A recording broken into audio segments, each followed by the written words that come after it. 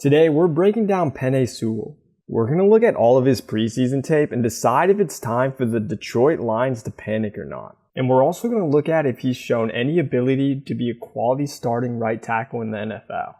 Let's break it down. To answer the question simply, yes, I do believe that Sewell has the talent and the potential to be a successful offensive lineman in the NFL. I think that we forget that he's only 20 years old. He can't even legally drink yet, and he only turns 21 in October. He's shown flashes of his talent in the preseason, but he hasn't lived up to the expectation of the 7th overall pick. And really the expectation of being a generational talent that everybody thought he was going through the draft process. While I believe in the player, but more importantly, the person that Sewell is, we have to be objective when we're looking at his game tape. And there's so many different concerning things that he shows when it comes to playing the right tackle position. The biggest concern to me, and something that all keeps popping up in the tape, is his arm length and how it puts him at a disadvantage in every pass blocking rep. And while I'm not a huge stickler on tackles having to have 34-inch arms, Sewell doesn't show the elite hand usage skills and hand fighting to stop opposing pass rushers from getting inside on him. On this first play, you're going to see him matched up against Gregory Rousseau. Sewell's balance and feet are actually really good in this play. You're going to see him get wide in his set and take that quick first step. And if you freeze it right here, you're going to see he has perfect positioning.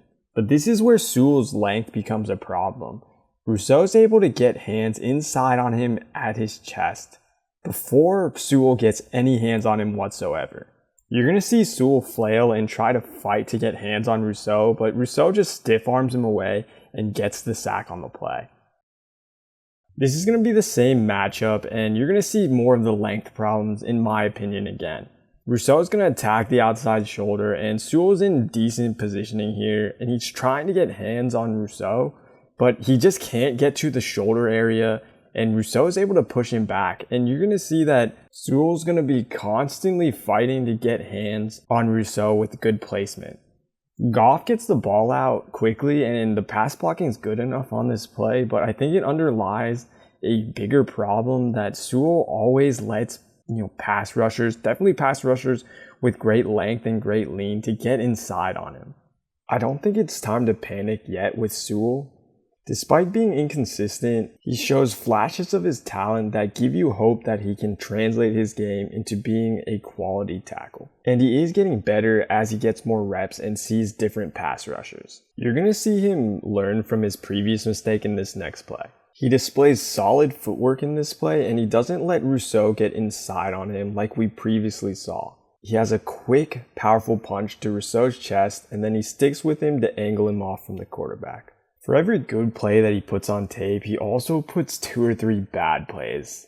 We've seen Sewell have good feet and eliminate space between him and the edge rusher and not allow the edge rusher to attack his outside shoulder. But in this next play, he doesn't get wide enough or deep enough in his pass set, and he gives his outside shoulder so easily to Melvin Ingram. Sewell has 2 choppy little steps, and all Ingram has to do is dip his inside shoulder and keep it away from Sewell. And it leads to pressure and a panic throw by the Lions quarterback. He does learn from his mistake, and in this next play, he gets wider in his set and he doesn't allow Ingram to get the edge as easily. My biggest concern with Sewell when going through the draft process was that he didn't have a great resume going against great pass rushers. You can't compare Pac-12 pass rushers to NFL pass rushers, even NFL backups. And we're quickly seeing that Sewell wasn't ready for the different pass rush moves and especially the hand fighting that he's going to see in the NFL. Before we look at how he gets outclassed by the hand fighting, pay attention to Sewell's feet here. As the ball's snapped, he takes these panicked, choppy little steps, and that is a red flag no-no. This is a 5-step drop, and he doesn't get wide enough or deep enough. To top it all off, the Colts edge player swipes his hands away from him, and he has a free run at the quarterback. In this next play, Melvin Ingram completely freezes Sewell with a jab step inside, and then he attacks the outside shoulder. He swipes down at Sewell's hands, gets the edge, and gets pressure on the quarterback. Sewell just isn't ready for some of the elite pass rushers and the different pass rush moves they can use. In this last play, Ingram goes from speed to power in a split second and pushes Sewell completely to the side as he gets the inside and gets pressure on the quarterback. Sewell is also inconsistent when it comes to hand placement as well. On this first play, you're going to see Sewell get a hold of the back of the Bills player, and this is a holding call waiting to happen. Holding penalties are going to happen due to bad feet in positioning or bad hand placement. Sewell needs to get his hands right where the shoulder pads meet the armpits. That way he can control the player and block him correctly.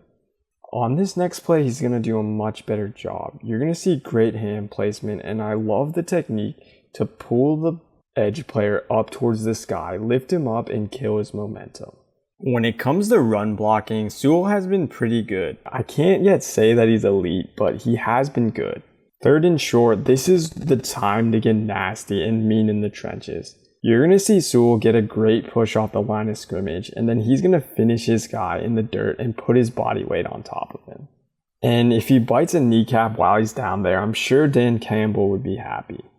All jokes aside, this is exactly what you want to see from your linemen. Getting nasty and finishing your guys in the dirt, putting your body weight on them and wearing them down, making it extremely difficult to play against. Because I can guarantee you defensive players don't want to be on their ass with 320-pound linemen on top of them. The run blocking was pretty consistent and he got good movement off the line of scrimmage, and that's what I expected to see. But what I didn't expect to see was at times Sewell seems to get bullied by the pure strength that some of the players have in the NFL. On this boot play, Sewell gets hands on his assignment and he's faking a run play. And I don't think he's expecting the strength and violence from the Steelers player. The Steelers player rips Sewell's hand off of him and then he gives him a swift jab to the chest and bullies him to the ground. And this wasn't the only time that you saw this. On this next play, you're going to see Melvin Ingram toss Sewell aside like he's nothing on a run play. And Melvin Ingram bullies him again on this pass rush move. Penei Sewell has already had a ton of rookie moments, but he's shown the ability to improve and get better as he gets more experience against better pass rushers. And although it's been inconsistent, he has shown good technique at times. I think it all starts with his feet and having quick hands to not allow defenders to get inside on him and use their length against him. I'm rooting for him and I hope he makes the improvements that he needs to make before Jared Goff gets killed. Thanks for watching and have an awesome day. Peace.